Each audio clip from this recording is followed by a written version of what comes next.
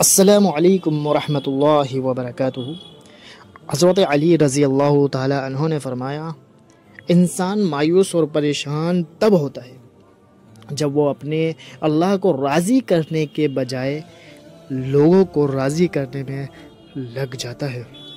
حضرت علی رضی اللہ تعالیٰ نے فرمایا، تمہارا رب جس چیز کو تمہارے قریب کر دے، جس چیز کو تمہارے قریب کرتے اس میں حکمت تلاش کرو، اور جس چیز کو تم سے دور کر دے جناب اس پر صبر کرو، تمہارا رب بہترین آرتا ہے۔ حضرت علی رضی اللہ تعالیٰ نے فرمایا، مجھے مایوس ہونے والے شخص پر تعجب ہوتا ہے۔ جو زیادہ مایوس ہوتا ہے اس پر حضرت علی نے فرمایا کہ مجھے تعجب ہوتا ہے جبکہ اس کے پاس استغفار کی قوت موجود ہے، استغفار سے قوت ملتی ہے۔ حضرت علی رضی اللہ تعالیٰ عنہ نے فرمایا، لوگوں سے ڈرنا چھوڑ دو، کیونکہ رزق اور عزت کسی کے ہاتھ میں نہیں ہے، اللہ تعالیٰ جسے چاہے بے حساب دے دیتا ہے۔ عزت، رزق اور ہر چیز خدا کے ہاتھ میں ہے۔ حضرت علی رضی اللہ تعالیٰ نے فرمایا کہ اگر انسان کو تکبر کے بارے میں اللہ کی ناراضگی، اللہ کی سزا، اللہ کی پکڑ کا علم ہو جائے تو بندہ صرف اور صرف فقیروں میں اور غریبوں سے ملے گا اور مٹی پر بیٹھا کرے۔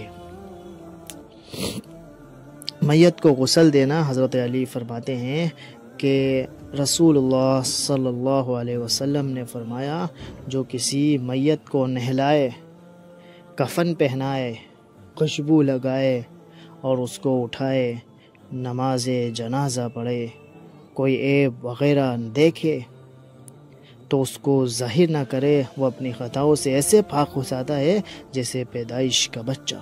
حضرت علی رضی اللہ تعالیٰ نے فرمایا، نماز کی فکر اپنے اوپر فرض کر لو، خدا کی قسم دنیا کی فکر سے آزاد ہو جاؤ گے اور کامیابی انشاءاللہ تمہارے قدم چومے گی۔ حضرت علی رضی اللہ تعالیٰ نے فرمایا، یہ زندگی 2 دن کی ہے، ایک دن تمہارے حق میں اور دوسرے دن تمہارے مخالف میں۔ جس دن تمہارے حق میں ہو بس اس دن غرور مت کرنا، اور جس دن تمہارے مخالف ہو جناب صبر کرنا۔ 2 مخلص دل، حضرت علی رضی اللہ تعالیٰ نے فرمایا، اللہ کبھی 2 مخلص لوگوں کی جدا نہیں کرتا، جدا تب کرتا ہے جب دونوں میں سے کوئی ایک منافق ہو۔